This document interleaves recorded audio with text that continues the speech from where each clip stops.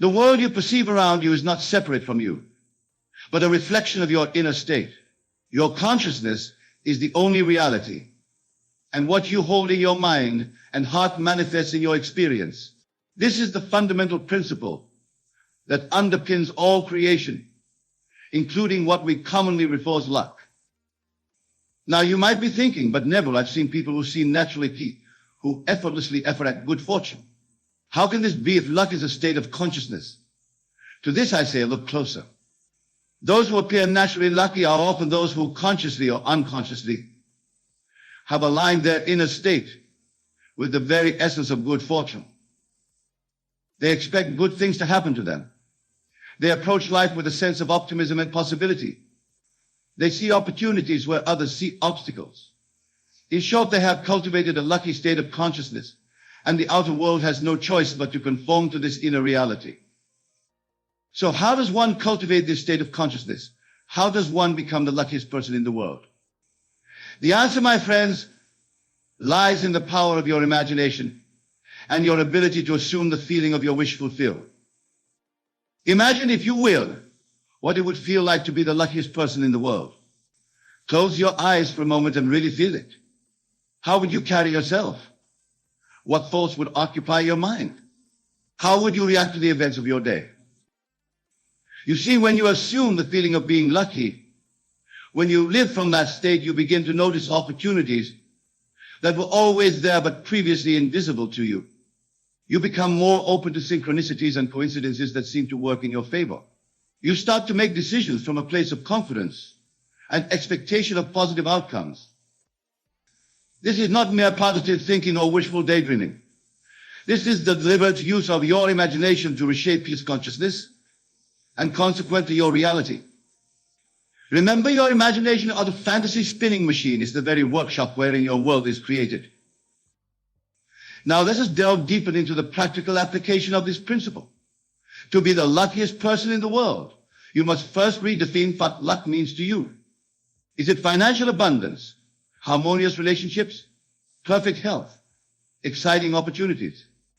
Whatever it may be, you must create a clear mental image of what being lucky looks like in your life. Once you have this image, your task is to make it so vivid, so real in your imagination, that when you open your eyes, you are surprised to find that it hasn't yet materialized in your physical reality.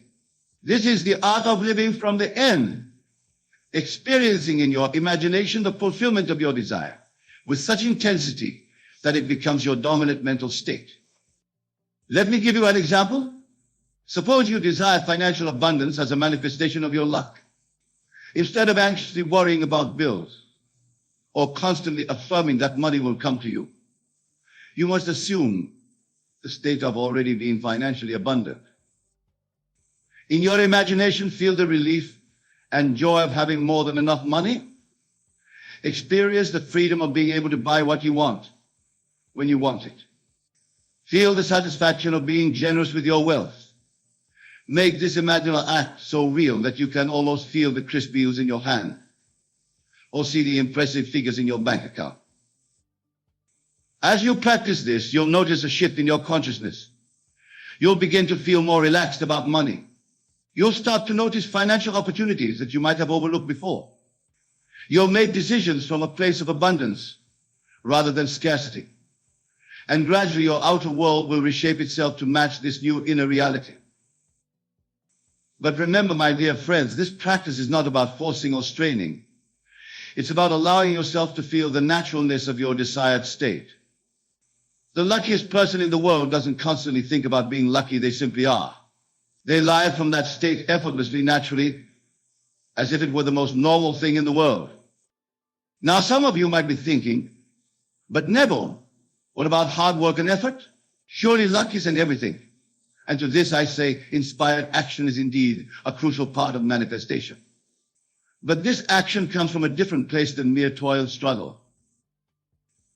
When you truly embody the state of being the luckiest person in the world, you'll find yourself naturally inspired to take actions that align with this state.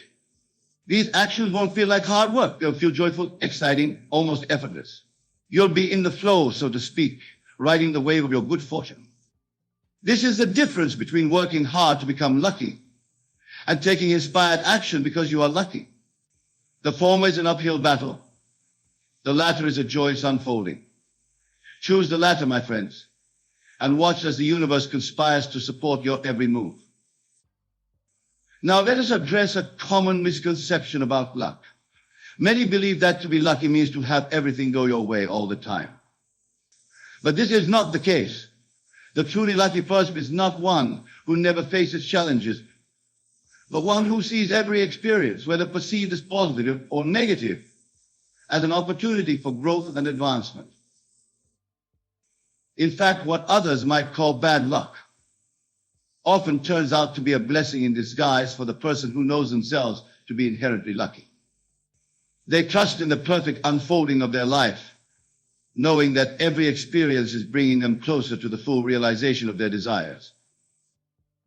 This trust, this unshakable faith in your own good fortune, is a crucial aspect of being the luckiest person in the world. It allows you to remain calm and centered, even in the face of apparent setbacks.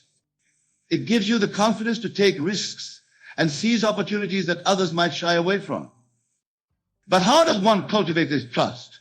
Through persistent assumption of your desired state. By continuously living from the end, experiencing in your imagination the reality of being the luckiest person in the flight club, you build an unshakable conviction in your good fortune. This conviction becomes your dominant state, coloring all your perceptions and experiences. You begin to luck everywhere, not because external circumstances have changed, but because you have changed. Your consciousness has shifted, and the outer world has no choice but to reflect this shift. Now, my friends, I want to address something that often comes up when we discuss the idea of creating our own luck. Some ask, if we create our own reality, does that mean those who experience misfortune are to blame for their circumstances? This is a nuanced question that requires a compassionate understanding. While it's true that our dominant states of consciousness shape our experiences, we are not always consciously aware of all our beliefs and assumptions, especially deeply ingrained in our subconscious mind. Moreover, we are part of a collective consciousness, and sometimes we experience events that reflect with beliefs rather than individual ones. The key is not to judge or blame, but to recognize that no matter what circumstances we find ourselves in, we always have the power to choose our response. This choice, the choice of how to perceive and respond to our experiences, is where our true power lies. The luckiest person in the world is not one who never faces challenges, but one who sees every challenge as an opportunity for growth. Every setback is a setup for a comeback. So if you find yourself in circumstances that seem unlucky, do not despair. Instead, ask yourself, how can I use this experience to cultivate the state of being lucky? What opportunity for growth and transformation is hidden within this challenge? By reframing your experiences in this way, you begin to shift your consciousness. You move from a state of victimhood to a state of empowerment. And as your consciousness shifts, so too will your experiences. Now let us delve deeper into the practical aspects of embodying the state of being the luckiest person in the world. One powerful practice is to start your day by assuming this state. As soon as you wake up, before you engage with the outside world, take a few moments to feel the reality of being incredibly lucky. Feel the excitement of knowing that wonderful opportunities await you. Feel the confidence of knowing that everything will work out in your favor. Feel the joy of living a charmed life. Let this feeling permeate every cell of your being. As you go about your day, maintain this feeling. When you interact with others, do so from the state of being lucky. When you make decisions, make them from this state. When challenges arise, face them from this state. You'll be amazed at how this simple practice can transform your day. You'll start to notice synchronicities and fortuitous events. You'll find yourself in the right place at the right time. Opportunities will seem to fall into your lap. This is not coincidence. This is the outer world conforming to your inner state. Another powerful practice is to review your day through the lens of luck before you go to sleep. Reflect on all the ways in which you were lucky that day. Even seemingly small things, finding a parking spot easily, receiving a compliment, enjoying a delicious meal, can be seen as manifestations of your luck. By focusing on these experiences of luck, you reinforce the state of being lucky in your consciousness. You're essentially telling your subconscious mind, this is who I am. I am the luckiest person in the world. And your subconscious mind, being the faithful servant that it is, will work tirelessly to make this statement a reality. Now, some of you might be wondering, but Neville, what if I don't feel lucky? What if my current circumstances seem to contradict the idea that I'm the luckiest person in the world? This, my friends, is where the real work begins. This is where you must exercise your faith in your imagination. Remember, your imagination is more real than the world of physical senses. What you imagine and feel to be true is more powerful than what your physical senses report. So even if your current circumstances seem unlucky, you have the power to imagine and feel a different reality. This is not about denying your current experiences, but about choosing which experiences you give your attention and emotional energy to. By consistently focusing on and feeling the reality of being lucky, despite any seeming contradictions in your physical world, you begin to shift your state of consciousness. And as your consciousness shifts, your experiences must follow suit. Think of it like tuning a radio. Just as you tune into different frequencies to receive different stations, you can tune your consciousness to different states to experience different qualities. By persistently tuning into the frequency of luck and good fortune, you begin to receive experiences that match this frequency. Now let's address another important aspect of being the luckiest person in the world, gratitude. Gratitude is not just a pleasant emotion, it is a powerful creative force. When you're grateful, you're essentially saying to the universe, thank you for this, and please send more. The luckiest person in the world is deeply grateful for everything in their life. Not just the big obvious blessings, but also the small, everyday miracles that we often take for granted. They're grateful for the air they breathe, for the ground beneath their feet, for the ability to think and feel and experience life. This attitude of gratitude creates a positive feedback loop. The more grateful you are, the more you notice things to be grateful for. The more you notice these things, the luckier you feel. The luckier you feel, the more fortunate experiences you attract. It's a beautiful, self-perpetuating cycle of good fortune. So make gratitude a daily practice. Each morning when you wake up, and each night before you go to sleep, take a few moments to count your blessings. Feel the genuine emotion of thankfulness for all that is good in your life. And don't just be grateful for what you met for what's coming, for the desires that are in shares be. This practice of being grateful in advance is another way of living from the end. It reinforces your assumption of being the luckiest person in the world. It aligns your consciousness with the reality of your fulfilled invite. Now, my dear friends, as we continue our exploration of how to be the luckiest person in the world, I want to touch upon the concept of detachment. This might seem counterintuitive at first. After all, if you want to be lucky, shouldn't you be intensely focused on and attached to that desire? But here's a paradox. True manifestation comes from the place of detachment. When you're overly attached to a specific outcome, when you're anxiously wondering when and how your luck will manifest, you're actually pushing it away. You're operating from a state of lack, of not having, which contradicts the state of being lucky. The luckiest person in the world doesn't wonder when their luck will come. They know they are already lucky. They trust in the perfect unfolding of their life. They're detached from specific outcomes because they know that whatever comes their way is for their highest good. This detachment doesn't mean indifference. It means trusting so completely in your good fortune that you relax and enjoy the journey until everything is working out perfectly for you. It's the confident expectation of a child on Christmas Eve, excited for the gifts to come, but not anxious or doubtful. Cultivating this state of relaxed confidence is key to being the luckiest person in the world. It allows you to be open to possibilities that you might not have considered. It enables you to recognize opportunities that you might have overlooked if you were fixated on a particular outcome. So how does one cultivate this state of detached expectation? Through regular practice of your imaginal acts.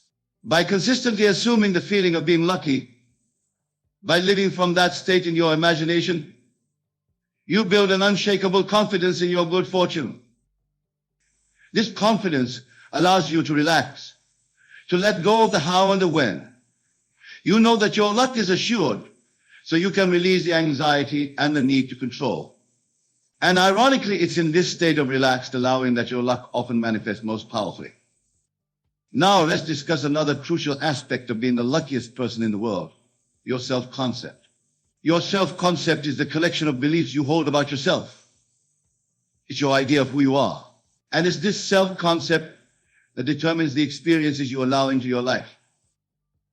If deep down you believe you're unlucky or undeserving of good fortune, you'll subconsciously block or sabotage lucky experiences.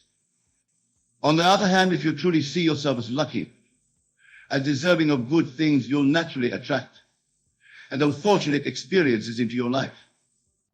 So a key part of becoming the luckiest person in the world is revising your self-concept. You must see yourself as inherently lucky, as someone for whom things always work out well.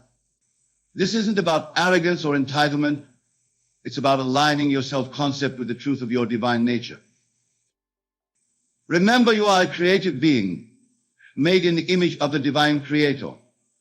You are inherently worthy of all good things. Life is your birthright. When you truly internalize this understanding, when you make it a part of your self-concept, you naturally become a magnet for good fortune. One powerful way to revise your self-concept is through the use of I am statements. These are not mere affirmations to be repeated mindlessly. They are declarations of your true nature to be felt and embodied. Try this, close your eyes and say to yourself, I am the luckiest person in the world. Say it not as something you hope to be true, but as a statement of fact. Feel the truth of it in every cell of your body. Let it resonate in your very being. As you practice this, you may notice resistance coming up. Old beliefs of unworthiness or bad luck might surface. Don't fight these thoughts. Simply observe them, thank them for their past service, and gently return to your I am statement. Remember, what you resist persists, but what you embrace and integrate loses its power over you. Now, my friends, I want to address a question that often arises when we discuss creating our own luck. Some ask, if I focus on being lucky, am I being selfish? Shouldn't I be more concerned with helping others? To this, I say, becoming the luckiest person in the world is the most selfless thing you can do. When you embody this state of good fortune, when you live from this consciousness, you naturally uplift everyone around you. Think about it when you're feeling lucky. When everything is going well for you, aren't you more generous, more kind, more patient with others? Don't you have more to give, both materially and energetically? Your good fortune overflows and touches the lives of everyone you encounter. Moreover, by demonstrating that it's possible to create your own luck, you inspire others to do the same. You become a living example of the potential that exists within each of us to shape our reality. In this way, your personal transformation becomes a catalyst for collective evolution. So never feel guilty about focusing on your own good fortune. Know that as you elevate yourself, you elevate the world. As you become luckier, you create a field of lucky possibilities for others to step into. Now let's explore another important aspect of being the luckiest person in the world, the concept of divine timing. Often when people try to manifest luck or good fortune, they become impatient. They want everything to happen immediately. And when it doesn't, they lose faith. But the truly lucky person understands and trusts in divine timing. They know that everything happens at the perfect moment, even if that moment isn't always clear to their human understanding. This trust in divine timing comes from a deep knowing that the universe is always working in your favor. It's the understanding that sometimes what seems a delay or a detour is actually the universe setting up the perfect conditions for your desire to manifest in the best possible way. When you trust in divine timing, you release the anxiety and frustration that comes from trying to force things to happen on your timeline. So you allow yourself to relax into the perfect unfolding of your good fortune. And ironically, it's often when you release this need for immediate results that things start manifesting more quickly and easily. So how does one cultivate this trust in divine timing? Through persistence in your assumption. By consistently living from the state of being the luckiest person in the world. Regardless of appearances, you build an unshakable faith in the perfect unfolding of your life. This persistence doesn't mean constantly thinking about being lucky or obsessing over when your luck will manifest. It means maintaining the feeling of being lucky, the state of consciousness of someone whose life is charmed, even as you go about your daily activities. It's like planting a seed. Once you plant the seed, you don't dig it up every day to check if it's growing. You trust in the natural process of growth. You continue to water it and provide the right conditions, knowing that in due time it will sprout and flourish. Similarly, once you plant the seed of being the luckiest person in the world in your consciousness, you must have faith in the process. Continue to nurture it with your attention and emotion, but release the anxiety about when or how it will fully manifest. Now, my dear friends, as we near the end of our discussion, I want to emphasize the things of taking inspired action. While the inner work of imagination and assumption is crucial, it must be paired with outer action for full manifestation of your luck. However, this action comes from a different place than conventional goal setting or striving. It comes from a place of alignment with your assumed state of being the luckiest person in the world. When you truly live from this state, you'll find yourself naturally inspired to take actions that align with your good fortune. These inspired actions often feel effortless and joyful. They may not always make logical sense to your rational being, but they will feel right way on a deeper level. Trust these inspirations. Act on them promptly and decisively. Remember, you're not taking action to make yourself lucky. You're taking action because, as the luckiest person in the world, this is simply what you would naturally do. This subtle shift in perspective makes up the difference. As we conclude, I want to remind you of the immense power you hold within you. You are not at the mercy of chance or circumstance. You are the creator of your reality, the author of your fortune. Your focus, your imagination, your assumptions shape the world you experience. Choose wisely what you give your attention to. Cultivate thoughts and feelings that align with being the luckiest person in the world. Live from that state, assuming the feeling of your wish to practice gratitude, revive your self-concept, trust in divine timing, and take inspired action. And above all, persist in your assumption. Persist in your faith. Persist in your faith to are indeed the luckiest person in the world. For remember, your consciousness is the only reality, and you are that consciousness. You are the operant power in your life. You are the source of your own good fortune. Embrace this truth, live from this understanding, and watch as your life transforms in wonderful and unexpected ways. Go forth now, not as seekers of luck, but as embodiments of it. Not as hopeful dreamers, but as conscious creators of your own life. For you are the power, you are the luck. You are the divine expression of fortune itself. Thank you for your attention, my friends. May your journey of becoming the luckiest person in the world be filled with joy, wonder, and the continual unfolding of your infinite potential. When I speak of focusing on you, I am not speaking of the outer personality that the world recognizes. No, I speak of the true self, that divine imaginative center which is God in action. I am is the name of God, and when you declare I am, you are invoking the creative power of the universe. So when I urge you to focus on you until you win, I am directing you to the recognition of your divine nature, which is limitless in its capacity to create. Let me share with you a profound secret. The world you experience is nothing more than your consciousness objectified. Everything that surrounds you at this very moment, your circumstances, your relationships, your physical environment, all of it has been projected from within you. Nothing comes from without. All proceeds from within. Therefore, to change your world, you must first change your conception of yourself. This is the essence of what it means to focus on you. Most people live their entire lives never recognizing this fundamental truth. They attribute their successes and failures to external causes, to other people, to economic conditions, to chance, to anything and everything but themselves. They fail to realize that they are the architects of their own destiny, that their imagination is the magic wand of creation. But you, having heard this message tonight, can no longer claim ignorance of this law. You now stand at the threshold of a new understanding, a new way of being in the world. Consider for a moment how you have been focusing until now. Have you been concentrating on what you lack, on your limitations, on the obstacles that appear to stand in your way? If so, you have been perpetuating these very conditions in your life. For whatever dominates your mental focus will inevitably manifest in your experience. This is not a punishment, but simply the impersonal working of law. Like attracts like, and your consciousness attracts its own. To focus on you until you win means to persistently hold in your imagination the ideal conception of yourself, not as you appear to be now, but as you desire to be. It means to dwell mentally in the end, in the fulfilled state of your desire, feeling the naturalness of it, the reality of it, until this state displaces your former conception and becomes your dominant feeling. Let me illustrate this principle with a simple exercise.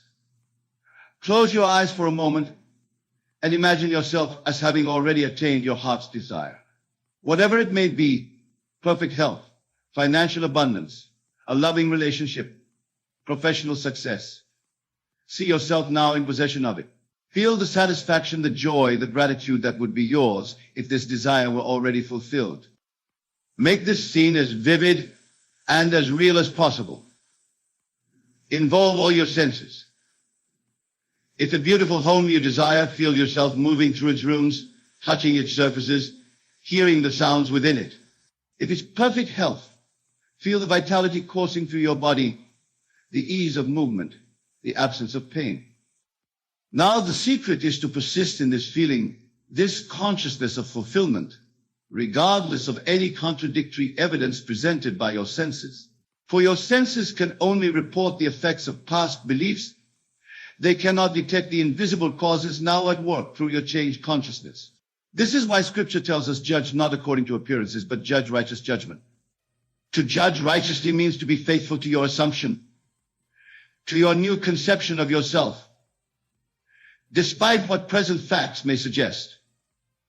This is the true meaning of faith, not a blind belief in some external power, but an unwavering loyalty to your own divine imagination.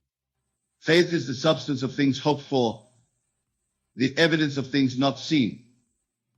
Your imagination gives substance to your hopes by clothing them in the reality of feeling. And when you feel the reality of your desire fulfilled, you have the evidence, though it remains as yet unseen by mortal eyes. The great mistake made by so many is that they focus on the processes, the channels through which their good might come, rather than on the state of consciousness they wish to attain. They ask how when they should be declaring what. The how is not your concern. It belongs to that infinite intelligence which knows all and can accomplish all. Your task is simply to determine the what, the state of consciousness you wish to occupy, and then to occupy it faithfully in your imagination. People often ask me, but Neville, how long must I persist? How will I know when my assumption has been accepted by my subconscious? And I tell them this, the feeling of naturalness is the criterion. When your desired state feels more natural to you than your former state, when you can dwell in it without effort or strain, when it no longer seems like a wish but simply the way things are, then you may know that your assumption has been impressed upon the subconscious and must inevitably objectify itself in your world. Remember, the time it takes for your assumption to become an objective fact depends on the naturalness of your feeling and the intensity of your concentration. Some desires manifest instantly, while others require a period of gestation. But do not be concerned with time. Time is merely a perception in the world of effects. It has no reality in the world of causes, which is the world of your consciousness. 1,000 years in thy sight are but as yesterday when it is past, and as a watch in the night. To focus on you until you win means to be persistent in your assumption. It means to live mentally in your desired state day after day, night after night, until the feeling of wish fulfilled becomes your predominant mood. This is not a matter of willpower or struggle.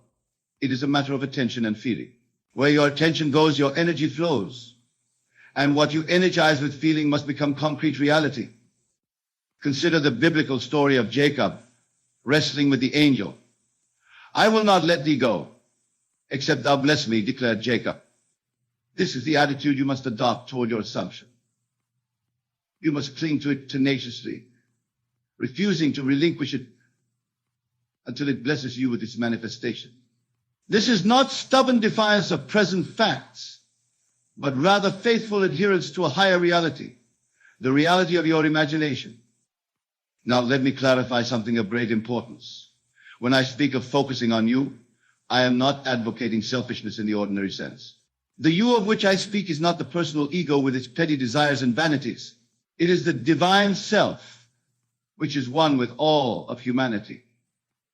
And when you elevate your consciousness, when you assume the feeling of your wish fulfilled, you elevate all of humanity with you. For we are all connected, we are all one in consciousness. I am in my Father, and ye in me, and I in you. The greatest service you can render to others is to assume the feeling of your own fulfilled desires. For in doing so, you contribute to the fulfillment of the divine plan, which is the awakening of God in man. You cannot truly help another while you yourself remain in a state of lack or limitation. Only by first attaining your own fulfillment can you become a true channel for the fulfillment of others. I recall a lady who attended my lecture some years ago. She was deeply concerned about her son, who had fallen into bad company and was engaging in destructive behaviors. She had tried everything to reform him, reasoning, pleading, threatening, all to no avail. I instructed her to cease her efforts to change her son's outer conduct and instead to change her conception of him. I told her to imagine just before falling asleep at night that her son was telling her of his happiness, his well-being, his constructive activities. She was to hear his voice clearly, feel the joy of this conversation, and then fall asleep in this happy state. She followed this instruction faithfully for several weeks. At first, nothing seemed to change. Her son continued in his old ways, perhaps even becoming temporarily worse. But she persisted in her assumption, refusing to be discouraged by appearances. And then one day, without any direct intervention on her part, her son announced that he was breaking ties with his former associates and had secured employment in another city. Within a month, he had completely transformed his life, exactly as his mother had imagined. You see, she had focused on herself, on her own consciousness, until she won. She did not try to manipulate her son or force him to change. She simply changed herself, changed her conception, and her outer world conformed to this inner change. This is the law, and it never fails. Let me now address a question that often arises: what of obstacles? What of opposition? What are the apparent failures that we sometimes experience despite our best efforts at constructive imagination? My answer is this: there are no obstacles, no opposition, no failures except those that exist in your own consciousness. I, even I, am he that blotted out thy transgressions for mine own sake. All apparent obstacles are opportunities for you to prove the power of your imagination, to demonstrate your faith in the reality of your assumption. When confronted with an apparent obstacle, do not fight it or try to overcome it by physical means. Instead, revise the event mentally. See it not as an obstacle, but as an aid to the fulfillment of your desire. And then continue in your assumption as if the obstacle had never existed. Remember, all things work together for good to them that love God. And to love God is to dwell faithfully in your assumption of the fulfilled wish. I recall a gentleman who was seeking a promotion in his company, a promotion that seemed impossible because there were several others with seniority who were in line before him. Instead of competing with these others or trying to impress his superiors, he simply assumed that the promotion was his. Night after night, he fell asleep feeling the satisfaction of occupying the new position. He imagined congratulatory handshakes, the increased income, the new responsibilities, all as vivid realities in his consciousness. Within a month, An entirely unforeseen reorganization of the company took place. Two of the men ahead of him were transferred to different departments. Another resigned to accept a position elsewhere. And the fourth was promoted to an even higher position than the one our friend desired. And so, without any manipulation on his part, without any outer effort, he found himself promoted to the very position he had been imagining. The seemingly impossible had become the actual through the persistent focus of his imagination. To focus on you until you win means to be faithful to your assumption regardless of all contradictory evidence. It means to live in the awareness that your consciousness is the one and only reality, that all else is derived from it. It means to know with absolute conviction that the world must conform to your assumption, for your assumption is God in action, and the word of God will not return unto him void. Many fail in this art of assumption because they do not fully understand the nature of consciousness. They think of consciousness as something apart from reality, as a subjective state having no relation to the objective world. But I tell you that consciousness is the only reality. It is first cause, the hidden source of all. Objective reality is just a shadow, an external reflection of an internal state. To focus on you until you win means to focus on consciousness, on the being that you truly are. It means to recognize that you are not a body or a mind, but pure awareness, pure I amness. And this I am can assume any state whatsoever. I am the door. Through this door of assumption, you may enter any conceptual world you desire. Consider this right now. In this very moment, you can declare I am successful or I am a failure, and either statement, if persisted in, will objectify itself in your experience. The choice is always yours. You are free to assume any state, and having assumed it, to watch it unfold in the world of effects. This is the creative power that is yours by divine right, the power that was yours before the world was.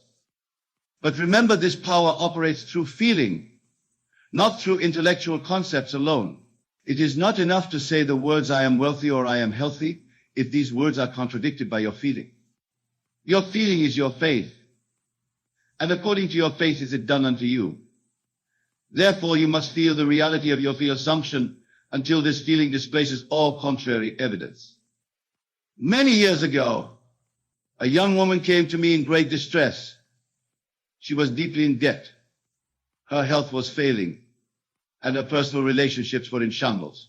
She felt herself to be a victim of circumstances buffeted by forces beyond her control. I told her that her only problem was her own self-concept, her own persistent focus on limitation and lack. I instructed her to construct a simple scene that would imply the fulfillment of all her desires. A scene in which a friend was congratulating her on her wonderful life, her perfect health, her abundance, her loving relationships. She was to replay this scene in her imagination every night just before sleep, feeling its reality, accepting it as a fact already accomplished. She was skeptical at first, but desperate enough to try anything. And so she began this practice tentatively at first, then with growing conviction as she began to experience a sense of relief and sense of mental exercise. Within 3 months, her entire life had transformed. A relative she barely knew had died, leaving her a substantial inheritance.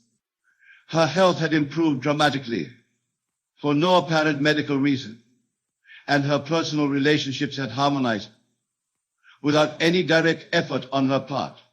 The outer circumstances of her life had rearranged themselves to reflect her changed consciousness. She had focused on herself, on her consciousness, until she won. Now let me address a common misunderstanding. Many people believe that to focus on oneself is somehow spiritually incorrect, that it represents a form of selfishness or egocentricity. Nothing could be further from the truth. To focus on your true self is the highest spiritual practice, for your true self is God.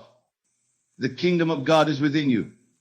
By entering this kingdom, the kingdom of your own consciousness, and establishing there the feeling of your wish fulfilled, you are literally entering the kingdom of heaven.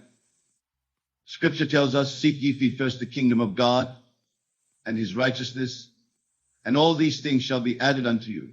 The kingdom is your consciousness, and righteousness is the feeling of already being what you desire to be. Seek this feeling first, establish it, maintain it, live in it, and all outer things must come to you by law. I want you to understand the immense power that is yours. There is no limit to what you can achieve through the proper use of your imagination. But you must be willing to disentangle yourself from appearances, to disregard the evidence of your senses when it contradicts your assumption. This requires mental discipline. Yes, but it is a discipline that leads to freedom, not bondage. Each day, set aside some time to focus on you, on the consciousness of your wish fulfilled. Make it a sacred practice, as important as eating or sleeping. Enter your room, close the door, and commune with your Father in secret. Your Father is your own wonderful human imagination, and he responds to your assumption by objectifying it in your world. And thy Father which seeth in secret shall reward thee openly. Do not be discouraged if results are not immediately apparent. Remember that there is often a gestation period between the conception of a desire in consciousness and its birth in the world of form. The seed has been planted. Now allow it time to grow. Water it daily with a feeling of fulfillment. Protect it from the weeds of doubt and disbelief. And it must come to harvest in its appointed hour. I am often asked, but what if my desire affects other people? Can I use my imagination to influence another's behavior? And I answer, you are not influencing others, you are creating others by your conception of them. Everyone in your world is yourself pushed out. They reflect back to you your own states of consciousness. Therefore, to change others, change yourself, change your conception of them, and they must change to reflect this new conception. Scripture tells us, no man can come to me, except the Father which hath sent me draw him. The Father is your I am, your consciousness, and no one can come into your world. No situation can confront you that is not drawn by your conception. You are perpetually attracting conditions that correspond to your dominant mental states. Change these states, and you change your world. Perhaps the most common obstacle to successful manifestation is the tendency to dwell on means rather than ends.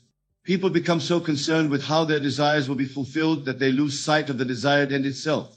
But the law operates on ends, not on means. Your business is with the end only, the feeling of fulfillment, and infinite intelligence will provide the means.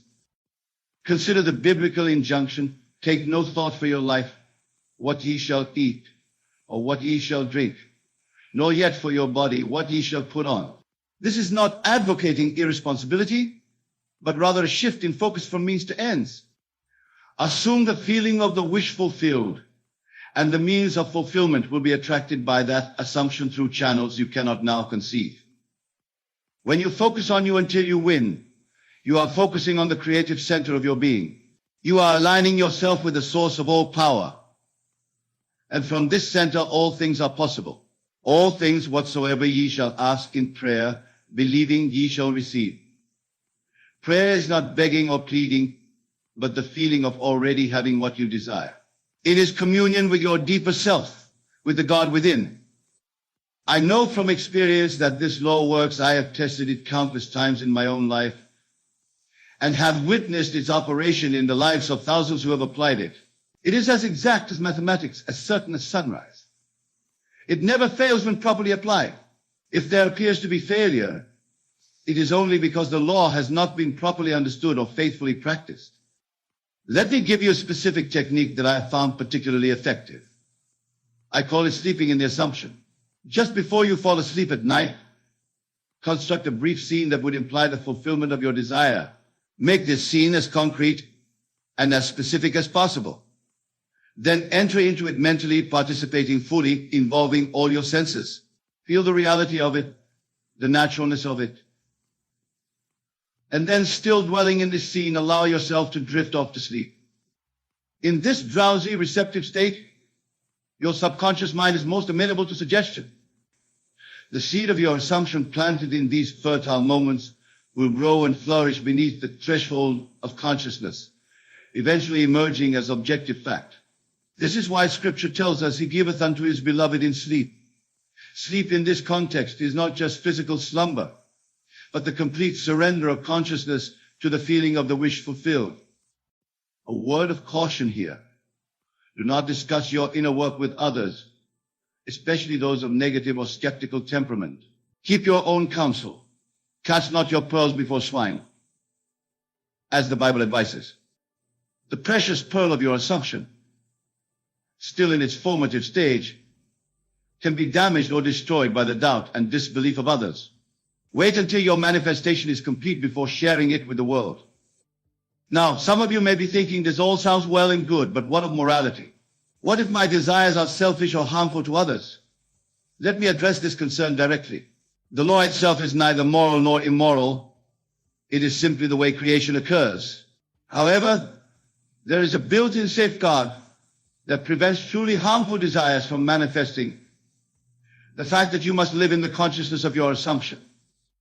If your desire is genuinely harmful to others, you cannot truly feel the peace, the joy, the fulfillment that accompanies the consciousness of a worthy desire.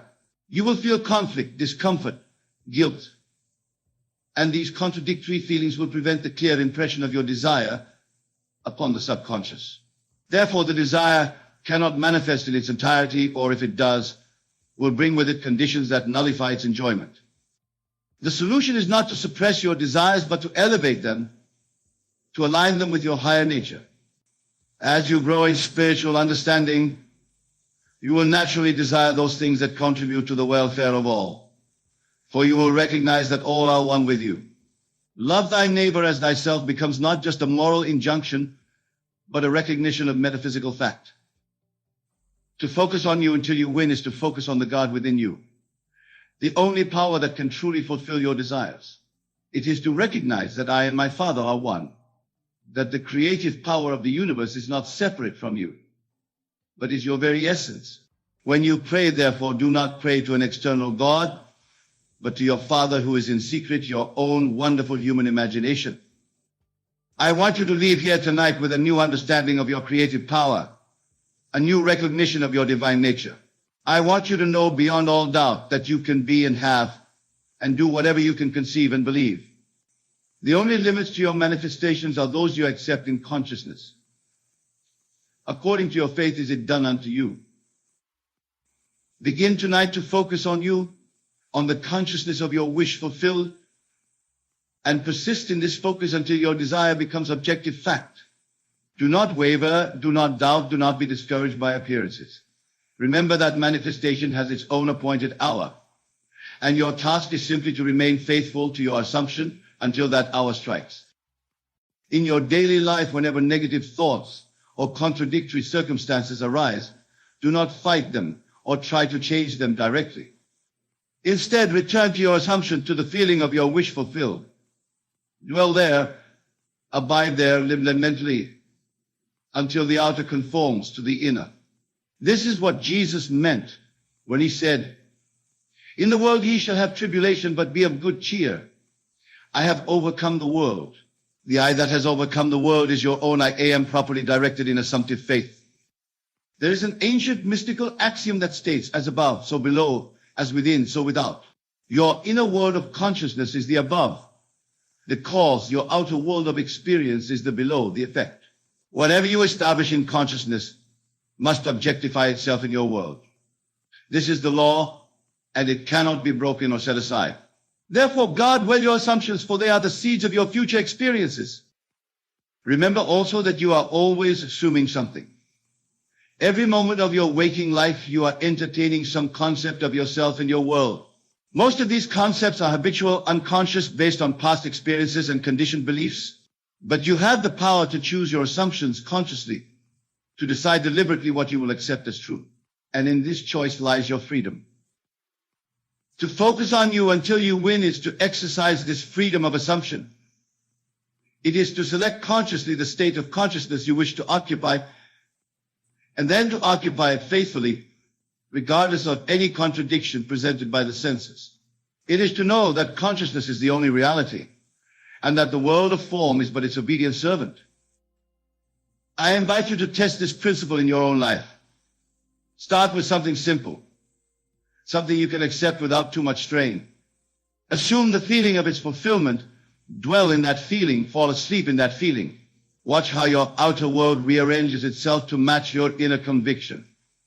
Then, as your faith grows through experience, apply this same principle to greater and greater desires.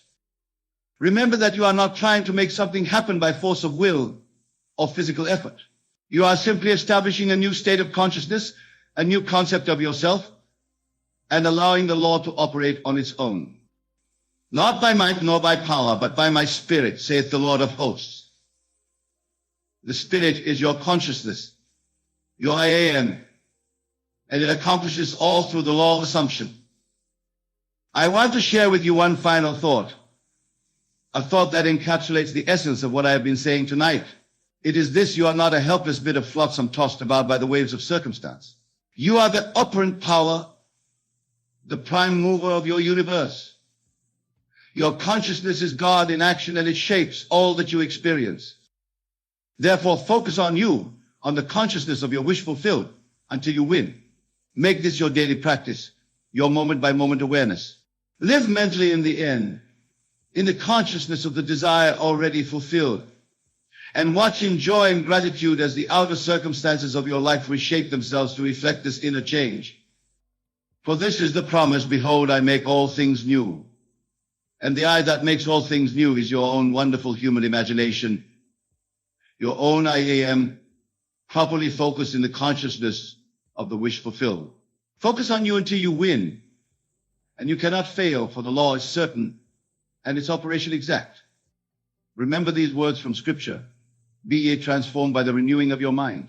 Your mind is your consciousness, and it is renewed when you shift from the consciousness of lack to the consciousness of fulfillment, from the consciousness of limitation to the consciousness of boundless possibility. Begin now, this very night, to focus on you, on your consciousness, on your I am, and imbue it with the feeling of your wish fulfilled. Persist in this focus day after day, night after night, until your desire becomes objective fact, for it must do so by law.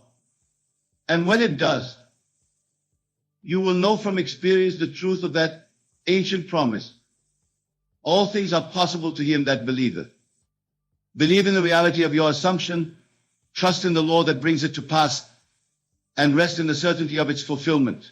This is what it means to focus on you. This is the great secret revealed to those who have ears to hear and eyes to see. Apply it faithfully, and your life will become a testament to its truth and power. I leave you now with these words: you are divine beings, sons and daughters of the Most High. The creative power of the universe resides within you, waiting to be directed by your assumption. Direct it wisely, focus it consistently on the consciousness of your wish fulfilled, and watch in wonder as your world transforms to reflect your transformed consciousness. For such is the law, and such is the promise to all who understand and apply it. Focus on you until you win. Focus on the consciousness of the wish fulfilled until it externalizes itself in your world. This is the royal road to fulfillment, the direct path to the realization of your heart's desire. Walk this path with confidence, with faith, with persistence, and all that you seek shall be added unto you. This is the promise. This is the law. This is the truth that sets you free. The Bible, which I have always maintained, is not a historical document, but a psychological drama. Tells us in Proverbs, keep thy heart with all diligence, for out of it are the issues of life. What is this heart that we must guard so carefully? It is not the physical organ pumping blood through your veins, but the center of your being, your consciousness, your awareness, your I am. When you focus on yourself, you are turning to the only creative power in your world. You are acknowledging that what you are conscious of being, you will express in your outer world. This is the fundamental law of manifestation that has been taught in veiled language throughout all sacred texts. Do you not know that the kingdom of heaven is within you? That you need not look to external circumstances, to other people, or to future events for your good. All that you seek is already present within your consciousness, awaiting your recognition and acceptance. The world may tell you to focus outwardly, to study the actions of others, to compete, to strive, to force changes in your environment. But I tell you that such effort is unnecessary when you understand the law of consciousness. For when you change your inner state, your outer world must conform to that change. It has no choice, for it is only the shadow of your inner reality. And what of this silence that I urge you to maintain? It is not merely the absence of speech, though that is indeed part of it. The silence I speak of is a profound inner quietude, a refusal to contradict in thought, word, or deed the assumption that your desire is already fulfilled. In the book of Exodus, we find these words, "The Lord shall fight for you, and ye shall hold your peace." This is the true meaning of staying silent. It is allowing the law, your own wonderful human imagination, to do its perfect work without interference from your doubting, reasoning mind. How many times have you planted a seed of desire in your consciousness only to dig it up repeatedly with your doubts and fears? How often have you declared that a thing is so, only to contradict it moments later with anxious thoughts? This is the very opposite of maintaining silence. The silence I advocate is a complete mental acceptance that what you have imagined is now reality in the spiritual realm, and therefore must inevitably materialize in your experience. It is a calm knowing, a peaceful certainty that needs no outer confirmation. Let me share with you a simple technique that has helped countless individuals to focus on themselves and maintain this creative silence. When you retire at night, lie flat on your back with your head upon a pillow. Close your eyes and completely relax your body. Now bring your attention to your breathing, not to control it, but simply to observe its natural rhythm. As your body relaxes and your mind begins to quiet, turn your attention inward. Become aware of yourself as pure consciousness, as the observer, not the things observed. Feel the reality of your own existence apart from all conditions and circumstances. Now, from this state of self-awareness, begin to imagine a scene that would imply the fulfillment of your desire. See it clearly, feel it to be real, and allow yourself to become emotionally involved in this imaginal act. Feel the joy, the relief, the satisfaction of having already attained what you seek. This is focusing on yourself, on your own creative consciousness. And as you fall asleep in this state, you are maintaining the silence that allows the seed to take root in the soil of your subconscious mind. Do not wake in the morning and immediately begin to question whether your imaginal act was effective. Do not look to your external world for immediate signs of change. Instead, maintain your silence. Go about your day from the calm center of knowing that what you have imagined must come to pass, for that is the law. The Bible tells us, "Be still and know that I am God." This stillness, this silence is not inactivity. It is the most powerful form of action possible, for it aligns you with the creative forces of the universe itself. Consider the words of the psalmist, I said, "I will take heed to my ways, that I sin not with my tongue. I will keep my mouth with a bridle, while the wicked is before me. I was dumb with silence, I held my peace even from good, and my sorrow was stirred." This passage beautifully illustrates the challenge and the power of maintaining silence. Even when confronted with conditions that seem to deny our desires, while the wicked is before me, we must hold our peace. We must refuse to give voice to doubt, fear, or contradiction. Let me tell you of a lady who came to me in distress. Her husband had left her for another woman, and she was consumed with jealousy, anger, and a desperate need to take action to reclaim him. She asked what she should do. Should she confront the other woman? Should she beg her husband to return? Should she seek legal counsel? I told her to do nothing outwardly. Instead, I instructed her to focus on herself, on her own consciousness, and to create there the state of being happily married. Each night she was to fall asleep feeling the presence of her husband beside her, hearing his voice experiencing the comfort and security of their restored relationship. And above all, I urged her to maintain silence, not to speak to others of her problems, not to confront her husband and her mistress, not even to affirm verbally what she was creating in imagination, simply to know within herself that the marriage was restored in her consciousness and therefore must manifest in her experience. Within 1 month, her husband returned, the relationship with the other woman having dissolved of its own accord. No outer action was necessary. By focusing on herself, on her own creative consciousness, and by maintaining silence, she had allowed the law to operate without interference. This principle applies to every area of life. Are you seeking financial abundance? Do not focus on the outer conditions that seem to limit you. Do not speak constantly of lack or engage in anxious discussions about the economy. Instead, focus on yourself, on your consciousness, and establish there the feeling of wealth and security. Live from that state in your imagination and maintain silence as the outer world rearranges itself to match your inner assumption. Do you desire health? Then do not dwell upon the condition of your body or engage in endless conversations about symptoms and treatments. Focus instead on the feeling of being perfectly well. Establish that state within your consciousness and maintain silence as the creative law works through you to manifest physical harmony. I tell you that all things are possible to him who believes. And true belief is not merely an intellectual acceptance, but a state of consciousness, a feeling of the wish fulfilled. When you focus on yourself, on your I, and identify it with your desire, you have set in motion the law that must bring your desire to fruition. Some may misunderstand this teaching and consider it selfish or impractical. They may say, but Neville, we must take action in the world. We cannot simply sit and imagine.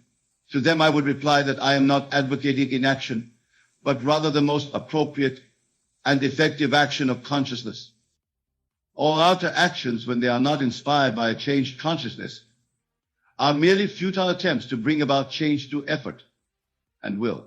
But when action flows naturally from a transformed inner state, it is effortless and perfectly suited to the manifestation of your desire. I recall a gentleman who attended one of my lectures in New York. He approached me afterward and said, I understand what you're teaching, but I've been imagining financial success for months with no results. What am I doing wrong? Upon questioning him, I discovered that while he was indeed in imaginative scenes of wealth each night, during his days he was constantly speaking of his financial problems, checking his bank balance anxiously, and focusing on the gap between his desire and his current reality. I said to him, you are planting a seed with your imaginal act, but then you are daily digging it up to see if it has grown. You must maintain silence. You must stop contradicting your assumption of wealth with your words and actions. He took this advice to heart. He continued his nightly practice of imagining wealth, but he also began to focus on himself, on controlling his inner conversations and maintaining an attitude consistent with his desire. He ceased speaking of financial problems and even stopped checking his bank balance compulsively. Within 6 weeks, he received an unexpected business opportunity that eventually led to the financial abundance he had been seeking. The outer action accepting and developing the opportunity came naturally and effortlessly because it was inspired by his changed consciousness.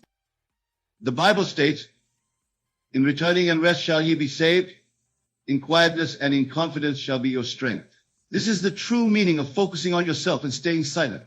It is returning to the center of your being, resting in the assumption that your desire is fulfilled, maintaining the quietness that allows the seed to grow undisturbed, and having complete confidence in the law of your own consciousness. Let us now explore another dimension of this practice. When you focus on yourself, you withdraw attention from the limitations of the outer world. You cease to be mesmerized by appearances, which are only shadows of past thoughts and beliefs. This withdrawal of attention is essential for the transformation of consciousness. As long as you are fixated on external conditions, accepting them as the ultimate reality, you cannot truly change those conditions, for what you focus on persists in your experience. By focusing instead on yourself, on the reality of your consciousness, you reclaim your creative power. The great spiritual directive, go within, is not merely a suggestion, it is the only way to fundamentally change your life. For all external circumstances are but reflections of internal states. Change the internal, and the external must change accordingly. This is why Jesus taught, judge not according to the appearance, but judge righteous judgment. Righteous judgment is to see not with the outer eye of the senses, which reports only the effects of past causes, but with the inner eye of imagination, which sees what is desired as already accomplished. When you focus on yourself, you are focusing on the cause rather than the effect, on the source rather than the shadow. This is the essence of true spiritual practice. And what of the silence that must accompany this focus? It serves multiple purposes in the manifestation of your desires. First, silence prevents the dissipation of creative energy. When you speak prematurely of your desires or your imaginal acts, you often release the tension necessary for manifestation. It is like deflating a balloon before it has lifted you to your destination. I have observed that those who speak least of their ambitions are often those who accomplish them most impressively. They have intuitively grasped the power of silence, of holding their visions sacred and protected from the doubts and criticisms of others. Second, silence allows the subconscious mind to work unhindered. When you maintain outer silence about your desires and inner silence through the quieting of contrary thoughts, you create the ideal conditions for the manifestation of your imaginal acts. The subconscious accepts what the conscious mind impresses upon it, but this impression must be clear and consistent. By maintaining silence, refusing to contradict your assumption with either words or thoughts, you ensure that the impression remains undisturbed until it manifests in your outer world. Third, silence is an expression of absolute faith in the law. When you know that a thing is done in consciousness, you feel no need to speak of it anxiously or to seek constant reassurance. Your silence is a testament to your confidence that what you have assumed in imagination must objectify itself in your experience. This is the meaning of the biblical instruction, but thou, when thou prayest, enter into thy closet, and when thou hast shut thy door, pray to thy Father which is in secret, and thy Father which seeth in secret shall reward thee openly. The closet is your consciousness. The door that must be shut is the silence you maintain against all contradictory thoughts and words. And the Father who sees in secret is the law of your own being, which unfailingly brings forth the harvest of your mental sowing. Let me share with you another example from my own experience. Many years ago, I desired to travel to Barbados to visit my family, but I had no apparent means to make the journey.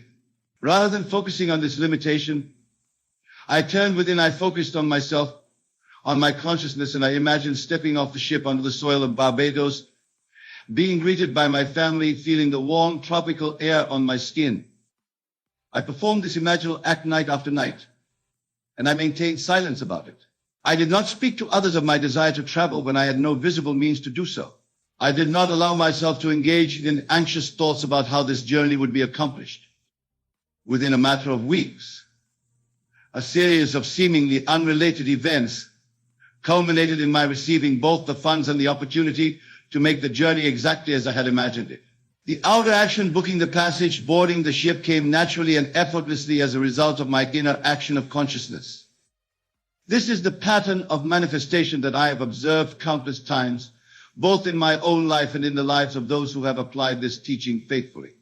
The inner creates the outer. The focus on self-unconsciousness precedes and determines the conditions of objective experience. Now let us consider what typically prevents people from successfully focusing on themselves and maintaining silence. The primary obstacle is the tendency to be constantly drawn outward by the evidence of the senses. From childhood, we are taught to believe that what we can see, hear, and touch is more real than what we imagine. We are conditioned to accept the testimony of the outer world as the ultimate truth. And so when we attempt to focus on ourselves, on our consciousness, we are repeatedly pulled back to external reality by the sheer force of habit. This habit can be broken, but it requires determination and practice. It requires a willingness to question the evidence of the senses and to affirm the primacy of consciousness. It requires faith in the unseen reality of your own wonderful human imagination. The silence that I advocate is equally challenging for most people. In a world that values expression, communication, and constant sharing of thoughts and feelings, the discipline of silence can seem strange or even threatening. Many feel that by not speaking of their problems, they are somehow denying them or refusing to deal with them responsibly. Others fear that by not continually affirming their desires verbally, they might forget them or lose momentum toward their fulfillment. But I tell you that true silence, the silence that follows complete inner acceptance of your desire as fulfilled, is not denial or forgetfulness. It is the most powerful affirmation possible, for it stems from the confidence that what is done in consciousness is done indeed, and needs no further effort or assertion. This silence is not the gritting of teeth against adversity or the repression of genuine feelings. It is the natural quiet that descends when you know that your desire is already yours and the only reality that ultimately matters, the reality of consciousness. Consider the words attributed to Jesus. Therefore I say unto you, what things soever ye desire, when ye pray, believe that ye receive them, and ye shall have them. This is a perfect expression of the principle I am teaching you tonight. To focus on yourself is to enter the state of prayer, not as supplication, but as assumption. And to stay silent is to maintain the belief that you have already received, regardless of appearances to the contrary. Now let me address a common misconception. Some may think that by focusing on yourself and staying silent, you are somehow withdrawing from life or avoiding responsibility. Nothing could be further from the truth. When you focus on yourself in the way I am describing, you are engaging with life at its causal level. You are taking full responsibility for your experience by acknowledging and exercising your role as the creator of your reality. And the silence I advocate is not an aloof detachment from the world, but rather a reverent recognition that the world is responding to your consciousness, not the other way around. It is the silence of mastery, not the silence of defeat or resignation. Let me offer you a practical discipline to develop your ability to focus on yourself and maintain silence. Each day, set aside a period of time. It need not be long. Even 15 minutes will suffice, during which you deliberately withdraw attention from the outer world and focus entirely on your consciousness. During this time, ignore the evidence of the senses. Release all concern with problems, conditions, or circumstances. Be fully present with your I am, your awareness of being. Feel the reality of your existence independent of all external factors. From this state of self-awareness, select a desire, something you wish to be, to do, or to have. Now, with the full focus of your attention, imagine this desire is already fulfilled. See it, feel it, accept it as done. As you emerge from this period of focused imagination, maintain silence about your practice. Do not speak of it to others. And do not allow your inner conversation to contradict what you have established in consciousness. If doubts arise, and they will, for all habits of thought are persistent, do not fight them directly. Instead, gently return your focus to the feeling of your desire fulfilled. Remember that what you focus on expands. So by focusing on the doubt, you only strengthen it. Focus instead on the assumed reality of your wish fulfilled.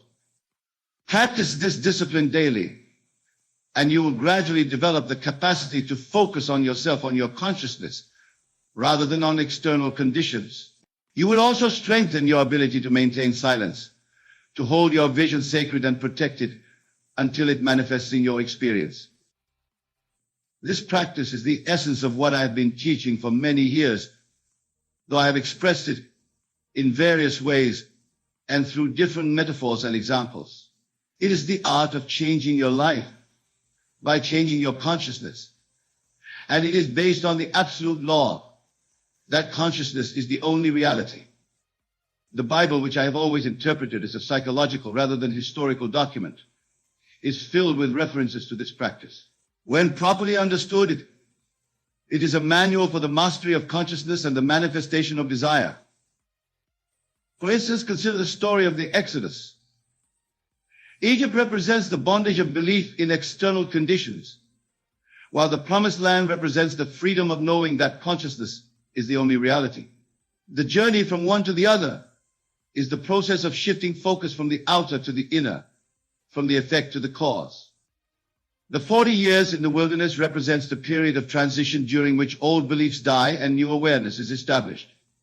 The various trials and tests along the way represent the challenges of maintaining focus on the inner reality when outer appearance is contradicted. And the command to be silent in various situations throughout the journey represents the necessity of not contradicting with our words or thoughts the assumption of already being in the promised land. This is your journey as well. You may currently be in Egypt, bound by belief in the limitations of external reality. Through the practice of focusing on yourself and staying silent, you will journey to your own promised land, the fulfillment of your desires through the conscious exercise of your creative imagination. Let me share with you one more example that may clarify this principle further. A young man once came to me deeply concerned about his professional future. He had applied for a position that represented his dream job, but he had been told that there were hundreds of applicants, many far more qualified than he. Rather than focusing on these external circumstances, I advised him to focus on himself, on his consciousness.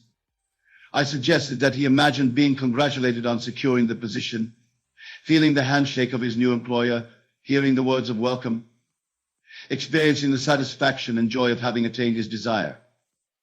And I emphasized the importance of silence. He was not to speak to anyone about having used his imagination in this way. He was not to anxiously discuss his chances with friends or family. He was not even to allow his inner conversation to question the reality of what he had imagined. He followed this guidance faithfully, and within 2 weeks he received a call from the company. Despite the supposedly overwhelming competition, he was offered the position.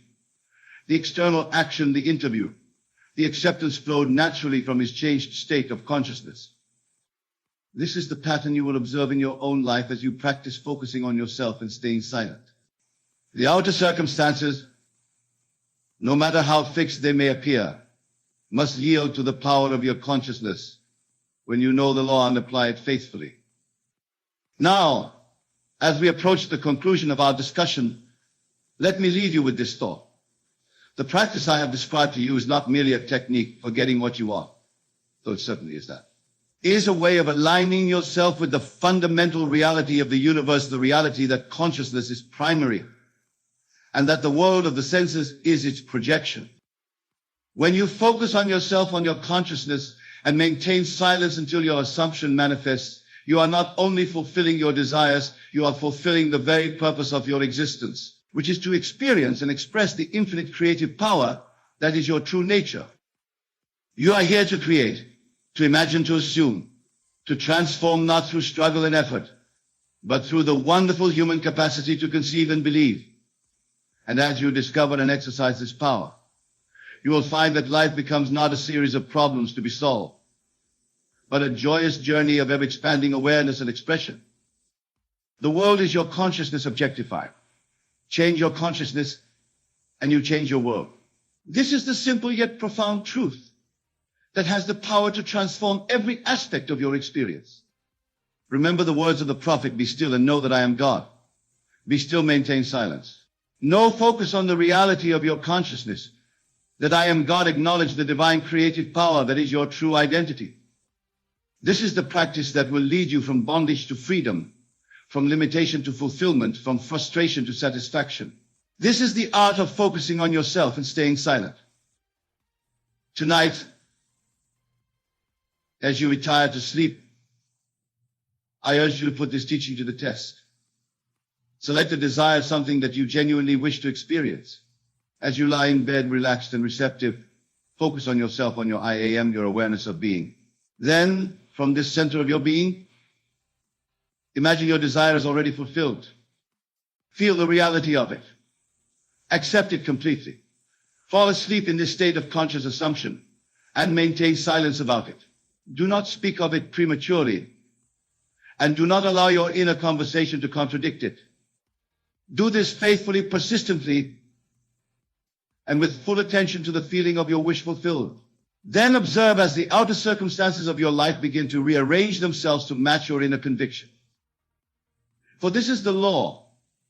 What you focus on in consciousness, with feeling and conviction, must objectify itself in your experience. It cannot fail, for consciousness is the only reality, and all things are possible to him who believes.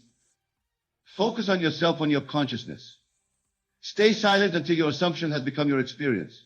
This is the way to the fulfillment of all your desires, the way to the life you truly wish to live. For when you know yourself as the creator of your reality, you have discovered the greatest secret of existence, and nothing can ever limit you again. In my Father's house are many mansions, many states of consciousness. By focusing on yourself, you choose the mansion, the state that you will occupy. And by maintaining silence, you allow that choice to become your dwelling place. The choice is yours now and always. Choose wisely and live in the joyous awareness of your creative power. The end of all seeking is to know yourself as the creator of your experience. The purpose of all teaching is to return you to the center of your being, where true power resides. And the reward of all practice is the freedom to be, to do, and to have whatever you can conceive and believe. Focus on yourself and stay silent. This is the key I offer you tonight, the key to the kingdom of your own unlimited potential. Use it faithfully and watch as the world transforms before your eyes. For in truth, there is no power outside of you. There's nothing to overcome, nothing to fight against, nothing to fear. There is only your consciousness, your awareness, your I am and its infinite capacity to conceive, to believe, and to experience. Know this truth, and it will set you free. Practice this principle, and it will transform your life. Share this understanding through your example, and you will help to awaken others to their own divine creative power. This is my message to you tonight. Focus on yourself and stay silent. In these simple words lies the secret of fulfilled desire, the path to your highest good, and the realization of your true nature as the operant power in your world. Thank you for your attention, and may you go forward from this hour with the confident knowledge that all you desire is already yours in consciousness, awaiting only your recognition and acceptance to become your living experience. There comes a moment, a divine stirring, when life as you know it is about to shift. Not just a minor change, not a passing breeze, but a great and irreversible transformation. And if you listen closely, if you still the mind and open the heart, you will see the signs before it happens. These signs are not coincidences, nor are they accidents of fate. They are the whispers of God, the unseen hand rearranging your world, preparing you for what is to come. The first great sign is an unsettling, a divine discontent. That which once brought you joy may now feel empty. You may sense a restlessness, as if the walls of your life are closing in, no longer containing the vastness of who you are meant to be. This is not a time to despair, it is a time to rejoice. For when the soul outgrows its current reality, God is calling it into a new one. What seems like discomfort is the gentle breaking of chains. The second sign appears as a crumbling, the dissolution of what once seemed stable. Perhaps relationships shift, opportunities fade, familiar paths become impassable, the very ground beneath your feet may tremble, and you may wonder if you are losing everything, but I tell you, nothing real is ever lost. What is leaving is only that which no longer serves the life God is bringing forth in you. Do not resist. Do not grasp at what is falling away. Trust, for a greater design is unfolding, one that you could not yet see with the eyes of the past. And then there is the third and most powerful sign, the sudden influx of vision, desire, and inner knowing. When God is about to change your life forever, a new dream begins to stir within you. It arrives as an unshakable feeling, a vision that will not leave you. You see yourself somewhere you have never been. You feel drawn towards something without logical explanation. It may seem beyond your reach, but I tell you, if it were not meant for you, you would not see it. Desire is the language of the divine, the promise of what is already yours if you dare to claim it. And so, if you have felt this restlessness, if your world has been shaken, if a vision is pulling at your soul, do not shrink back in fear. Lift your head, for God is not taking something from you. He is preparing you for something far greater. Move forward in faith, knowing that the door is already open and the path is already made.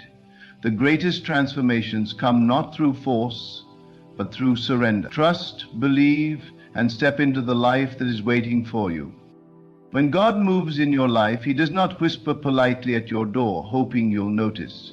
No, He shakes the very foundations of your being, calls forth the soul that has long slumbered, and demands that you rise into your true destiny.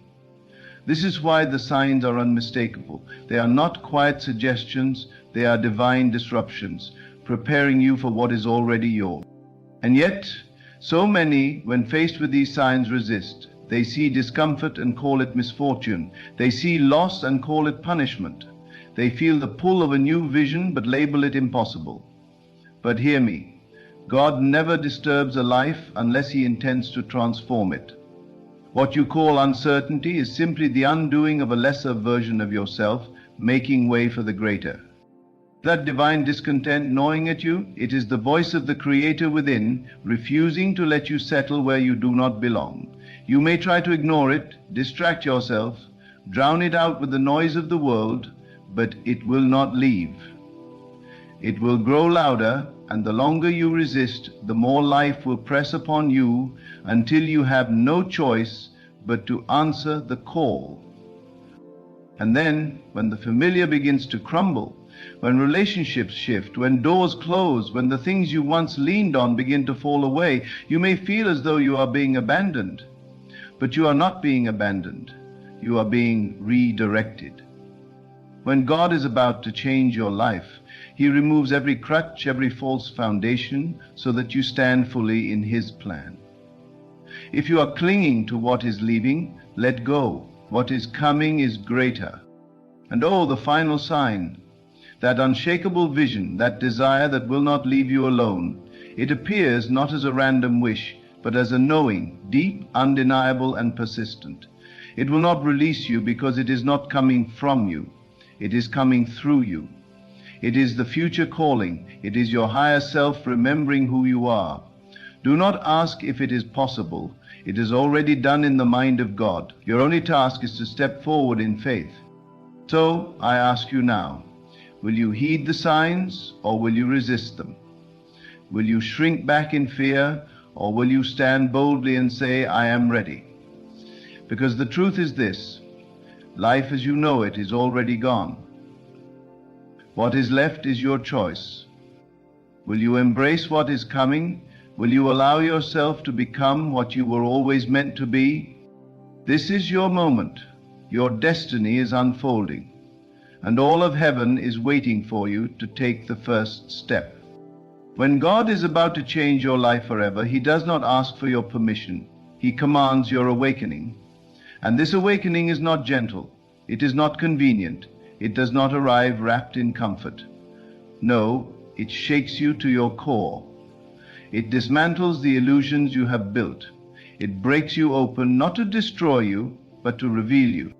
You may wonder why everything feels uncertain, why the old ways no longer satisfy, why the things that once fit now feel foreign. It is because you are no longer who you were. You are no longer meant for the life you once lived. Your spirit has already moved ahead, and now the rest of you must follow. You see, transformation is not about waiting for things to change around you. It is about becoming the one who commands the change. The moment you realize this, truly realize it, your entire world shifts. Because God does not bring new life to those who insist on clinging to the old. He brings it to those who are willing to step into the unknown, with nothing but faith as their foundation. If your life is shaking, if doors are closing, if your heart is stirring, this is your confirmation. The very thing you are afraid to lose is the thing that is keeping you from what is greater. Do not beg for the past to return. It will not. Instead, stand in the awareness that what is coming is so much greater that you will one day thank God for everything that is leaving now. But hear me, you must act, not tomorrow, not when it is comfortable, not when it is easy, now. The moment of hesitation is the moment of delay, and heaven does not wait for those who refuse to move. There is a version of you, stronger, freer, wiser, waiting on the other side of your fear. There is a life, richer, fuller, beyond imagination, waiting for your arrival. There is a destiny, written in divine ink, that can only be lived by the one who dares to step forward. So the question is not whether God is changing your life. The question is whether you will surrender to it, whether you will embrace the signs, whether you will rise into what is already yours. For the kingdom of heaven is within you. The power to transform your life is not outside of you, it is within you. You were never meant to beg for blessings, you were meant to call them forth. You were never meant to wait for a miracle, you are the miracle. So arise, step forward, and watch as the heavens align in your favor. For the time is now, and the change is already here. There comes a time when you must decide, will you remain as you have always been, or will you become what you were always meant to be? This is that time. You have seen the signs, you have felt the stirring, you know deep within that something is shifting. This is no accident, this is not a mere season, this is a divine appointment. You did not come into this life to live in hesitation. You did not come here to exist in cycles of doubt and delay. You came here to create, to transform, to become a living expression of the divine. And now, at this very moment, God is calling you to step forward. Feel it. The old life is crumbling, not as a loss, but as a release. What is breaking apart is only that which cannot come with you. And if it cannot come with you, it was never yours to keep. You are being stripped of limitation, cleansed of illusion, prepared for a life so abundant, so free, so extraordinary, that you cannot yet fully comprehend it. But here is the truth. You do not need to understand it. You only need to say yes. Yes to the calling. Yes to the discomfort of growth. Yes to the unknown, where miracles are born. Because on the other side of that yes, everything shifts. The delays end, the doors open, the vision that once seemed distant suddenly begins to manifest before your eyes. But you must believe before you see. You must trust before it arrives. This is the test not of suffering, but of faith. Because God does not withhold. God does not tease. What is yours has already been given. The only thing that determines when it arrives is when you decide to claim it. So claim it. Do not wait for permission. Do not wait for a sign greater than the one you have already received. This moment is the sign. This moment is the confirmation.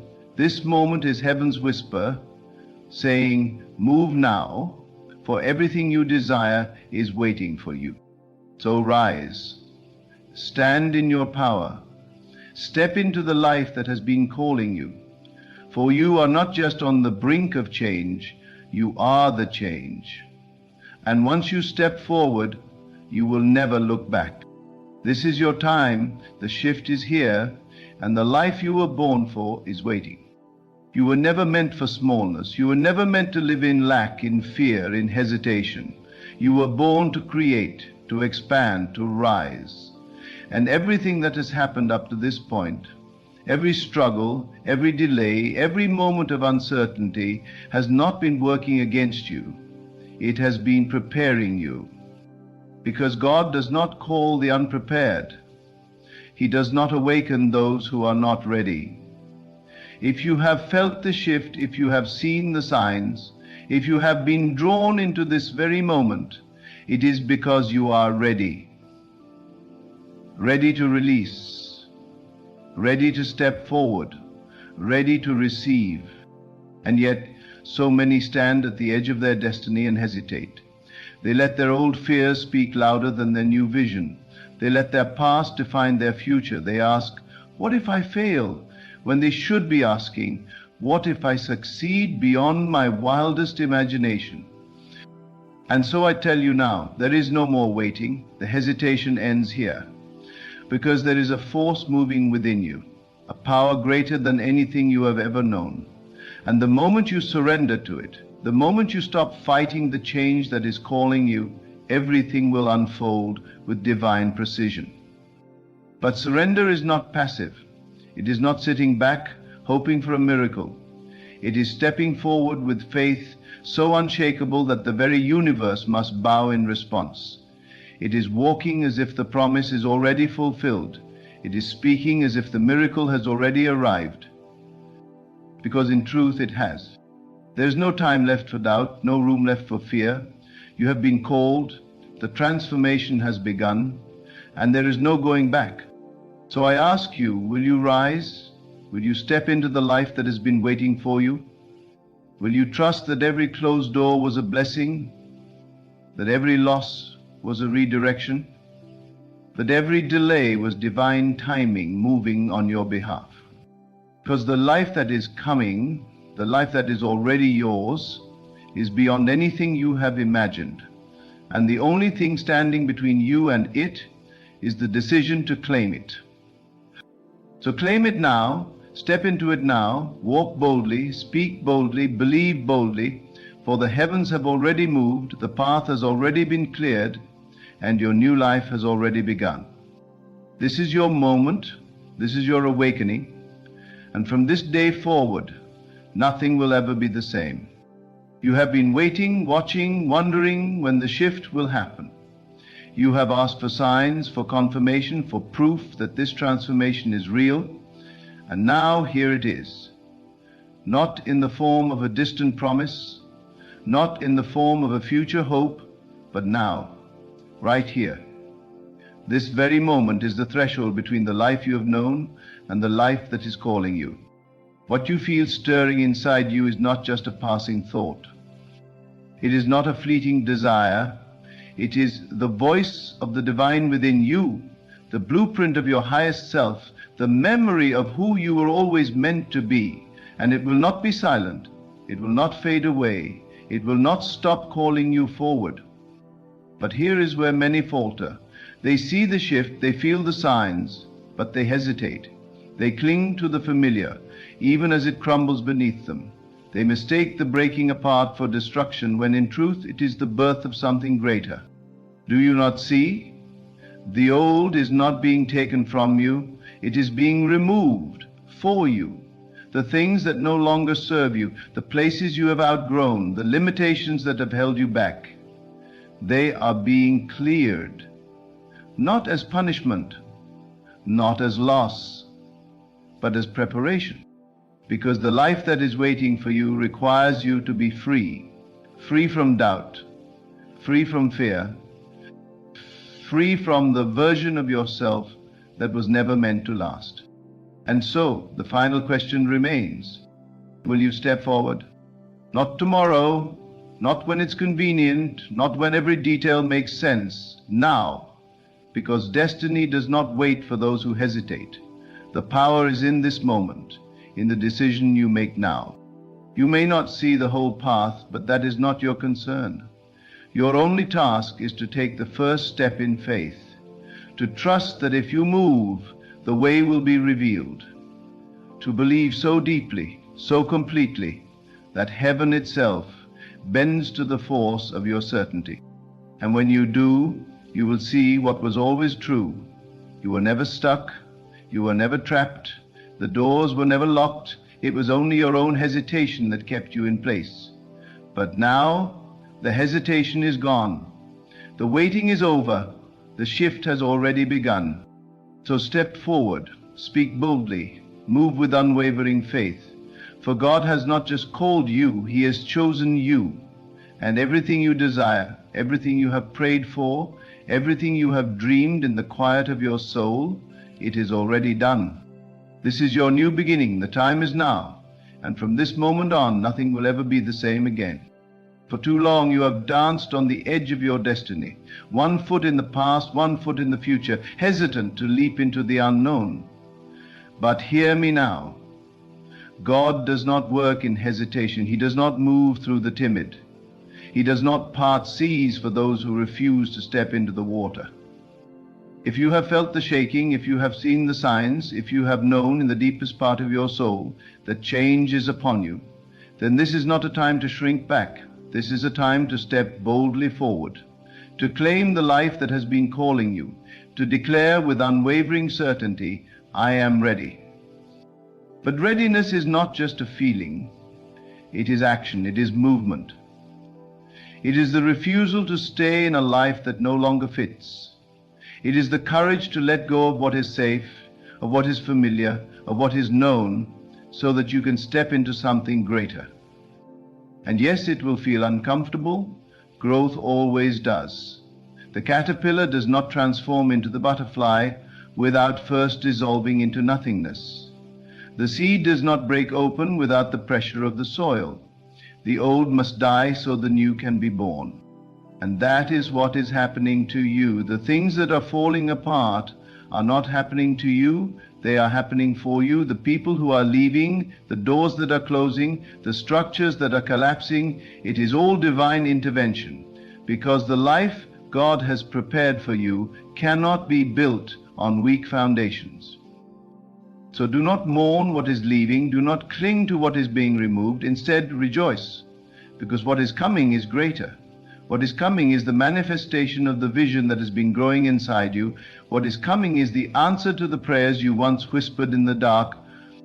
But here is the truth. You must move before you see it. You must believe before it is tangible. This is the test. This is the moment where faith is not just a word, but a force, a power, an unshakable certainty that drives you forward. God has already set the stage, the opportunities have already been aligned, the miracles have already been released. The only thing left is you. Will you step into it? Will you stop waiting? Will you walk as if the promise is already fulfilled? Because that is the key, moving as if it is already done.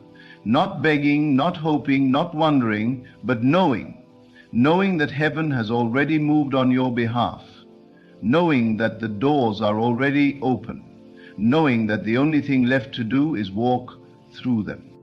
To walk, move, claim the life that is yours. For this is not just a shift, this is not just a season, this is your awakening. This is the moment when everything changes. And from this day forward, you will never be the same again. And so we arrive at the final moment, the point where decision meets destiny, where faith must rise above fear, where you stand face to face with the undeniable truth. You were never meant to remain where you are. The signs have been given. The stirring within you is not random. It is the divine call to something greater. The old life, the former version of you, is already fading. The only question that remains is, will you step forward? Because there comes a time when hesitation is no longer an option. A time when the waiting must end, a time when you must stop asking for another sign and start moving in faith. That time is now. This is not the end of something, it is the beginning of a life where you no longer chase after blessings, but walk in the certainty that they are already yours. A life where you no longer wait for opportunities, but create them. A life where you no longer shrink back, but step boldly into your divine calling. And so, take a deep breath and feel it. This is the moment of transformation. The door has been opened, the path has been cleared, and heaven is waiting for you to take the first step. Go now, not with fear, but with power, not with doubt, but with certainty, not as who you were, but as who you were always meant to be. For God has already moved, the shift has already begun, and from this moment forward, nothing will ever be the same again.